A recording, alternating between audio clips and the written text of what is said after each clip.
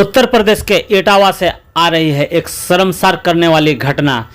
ये घटना थाना चौबिया जनपद इटावा से है। इटावा में सुहाग रात पर पति ने अपने दोस्तों के साथ मिलकर पत्नी के साथ किया गैंगरेप। सुहाग रात पर पति ने अपने दो दोस्तों के साथ मिलकर पत्नी के साथ किया दुष्कर्म। हालत बिगड़ने पर अस्पताल में भर्ती कराकर भाग गए ससुराल वाले।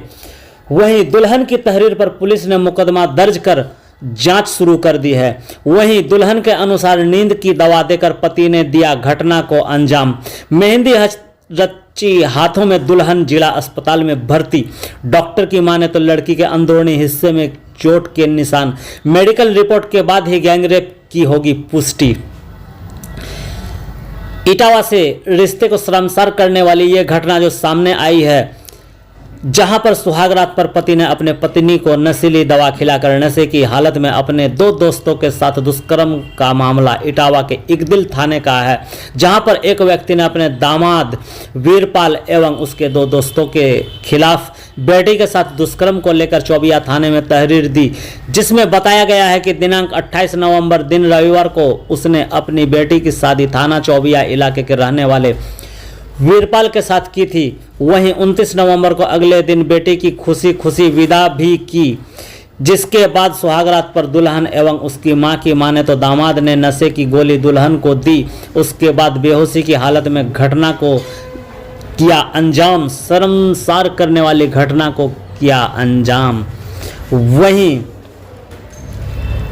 जिसके बाद बेहोशी की हालत में घटना को अंजाम दिया गया। जब दुल्हन को होश आया तो उसने पति के साथ कमरे में अन्य दो लोगों को पाया जो कि उसके साथ गलत काम कर रहे थे, और उसी हालत में दो लोगों को देखा। हालत बिगड़ने पर लड़की को इटावा के एक निजी अस्पताल में भर्ती कराया गया, जहां फोन के द्वारा लड़की के परिजनों को सूचना देकर ससुराल वाले अस्पताल से फरार हो गए। हालत बिगड़ने पर लड़की को जिला अस्पताल में भर्ती कराया गया, जहां उसका इलाज चल रहा है। लड़की एवं उसकी मां ने बताया कि लड़के ने लड़की पर आरोप लगाया कि वह 4 माह का गर्भ लेकर आई है, जिसके बाद इसके साथ घटना को अंजाम देने के बाद मारपीट भी की गई। लड़की की हालत खतरे से बाहर है। वहीं डॉक्टर की माने तो लड़की के शरीर के अंदरूनी हिस्सों में चोट के निशान हैं एवं गैंगरेप की पुष्टि मेडिकल रिपोर्ट के बाद ही हो सकेगी।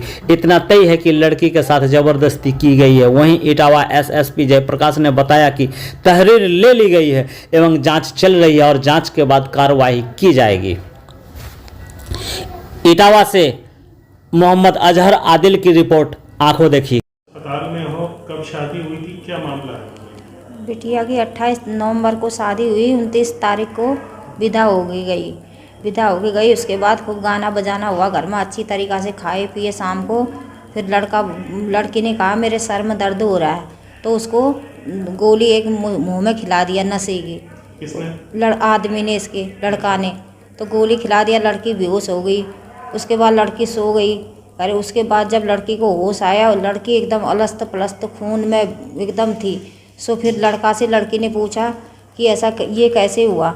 सो लड़का बोला तेरे 4 महीने का बच्चा है पेट में, ऐसे ऐसे हुआ। उसको मारा पीटी करके भगाने लग गया घर से। अच्छा, ये आरोप लगाया कि गर्भवती है इस मारे। अच्छा, तो इसमें और भी कोई 2 लोग शामिल थे? हाँ, और 2 लोग भी करे, एकदम भाग गई। जैसे मेरे को होश आया 2 लोग भागते हमने कमरा में से देखा, मुँह बांधा था। अच्छा, अभी यहाँ पर भर्ती किस लिए है यहाँ पर?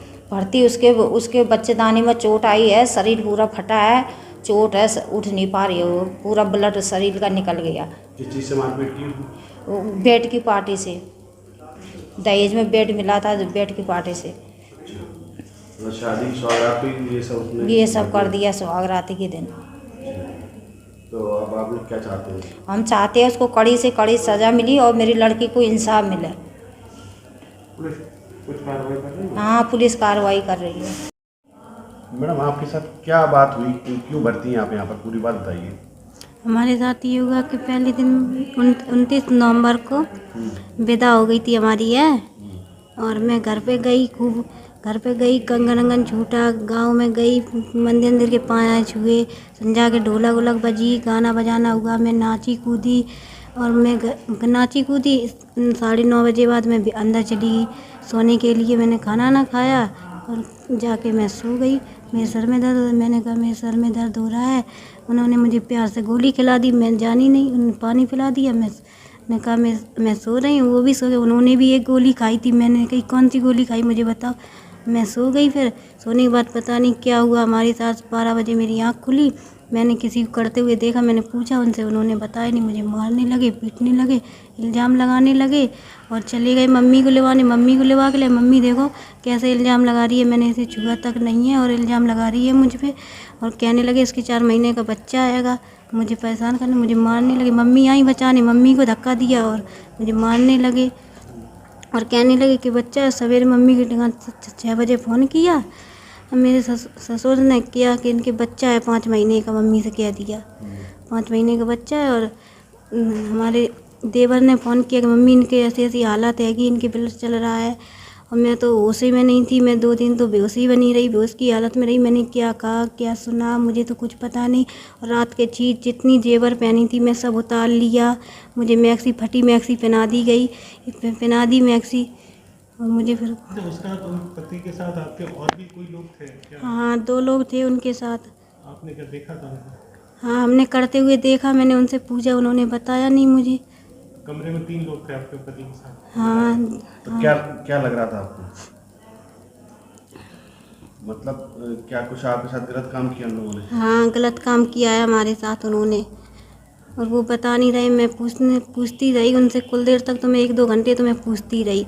उन्होंने बताया नहीं। मुझे मारने लगे, भगाने लगे, घर से निकल जा रास्ता डरी है। मैं क्यों निकल जाऊँ, मेरे माँ बाप आएंगे, हमारे ताऊ आएंगे, बीचमानी आएंगे, तो हम निकलेंगे घर से, हम नहीं जाएंगे। हमें चाहे तुम घर में रात भर मार डालो तो हम घर से निकल के नहीं जाए। उन्होंने ये सोचा ये घर से निकल जाएगी तो इस आरोप लगा देंगे कि चीज़ बत्ती लेकर भाग गई है। अभी विदा हुई है इसकी, इसीलिए पहने थी, मैंने उतारा नहीं और ये लेकर भाग गई। थाना चौधरी में कंप्लेंट आई थी कि महिला के साथ उसको ससुरालियों ने पीड़ित मारा पीटा झगड़ा किया, कुछ गलत की भी सूचनाएं दुष्कर्म की, क्या मामला है? हाँ, एक दिल क्षेत्र की एक लड़की की शादी चौबिया थाना क्षेत्र में हुई थी। ये शादी 28 को हुई थी और 29 तारीख को विदा होकर के अपने ससुराल गई। और ससुराल में जाने के बाद फिर अगले दिन वो दिव्यांशी हॉस्पिटल में एडमिट हुई। इसके बाद सरकारी अस्पताल में आई। वहाँ डॉक्टर द्वारा एक मेमो दिया गया है कि लड़की जो है अपने साथ गलत काम का आरोप लगा रही है। इस मेमो पे एक दिल थाने वाले गए और चौबिया थाने वाले जा करके इसकी जांच की। मौके पर CO SFI भी गए थे, SPRA भी गए थे। इसमें तथ्य निकल के आया, जो तहरीर प्राप्त हुई और लड़की के पिता के द्वारा दिया गया था कि लड़की शादी के बाद गई थी और उसके पति द्वारा गलत काम किया गया और उसके साथ मारपीट की गई। इस पर थाना चौबिया पे अभियोग पंजीकृत कर लिया गया है और आगे इसकी जो है कार्रवाई की जा रही है। इसमें जो भी तथ्य निकल करके आएगा उसके हिसाब से कार्रवाई की जाएगी। चिकित्सालय में एक महिला भर्ती हुई जिसके साथ शादी के दिन मारपीट और रेप की मामले दर्ज हुआ है, मुकदमा दर्ज हुआ है, क्या कंडीशन है उसकी? मरीज़ तो ठीक है और अपना खा पी रही है और उसका इलाज चल रहा है, एंटीबायोटिक्स चल रही हैं और थोड़ा उठने में थोड़ी उसकी तकलीफ़ है, बेड पे है। किसी तरह की इंजरी वगैरह, चोट के निशान? हाँ, उसके अंदरूनी पार्ट पर निशान थे, चोटें थी और मरीज़ जब लाई गई थी तो ब्लीड कर रही थी, तो उसको हमारी डॉक्टर ने उसको स्टिच किया और अब सब ठीक है। अच्छा, जैसे कि उस महिला ने आरोप लगाया है कि मतलब अपने पति पर कुछ साथ गैंगरेप हुआ, तो क्या अभी कुछ डॉक्टरी उसमें मेडिकल प्रूफ हुआ ऐसा कुछ क्या? नहीं, इसमें इंजरी में तो देखिए हम ये प्रूव नहीं कर सकते हैं कि उसके साथ गैंगरेप हुआ है या खाली उसके पति ने किया है।